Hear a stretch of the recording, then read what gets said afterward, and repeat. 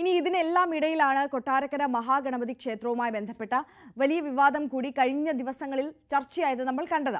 കൊട്ടാരക്കര മഹാഗണപതി ക്ഷേത്രത്തിലെ കൃത്രിമ കരിപ്രസാദ നിർമ്മാണത്തിനെതിരെ വൻ ഭക്തജന പ്രക്ഷോഭം.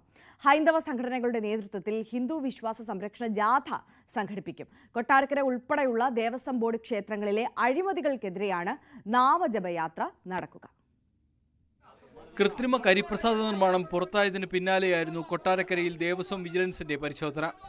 സംഭവത്തിൽ ദേവസ്വം അഡ്മിനിസ്ട്രേറ്റീവ് ഓഫീസർക്കും മേൽശാന്തിക്കും ഉൾപ്പെടെ ദേവസ്വം അസിസ്റ്റന്റ് കമ്മീഷണർ നോട്ടീസ് നൽകിയിട്ടുണ്ട്.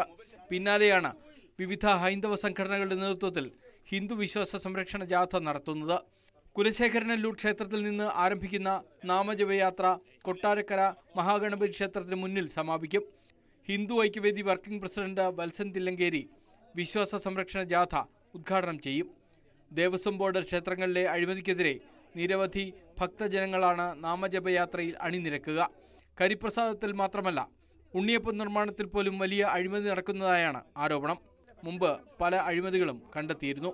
അതേസമയം ക്ഷേത്രത്തിലെ സ്വർണം അളന്ന് തിട്ടപ്പെടുത്തണമെന്നുള്ള ആവശ്യവും ഉയരുന്നുണ്ട്.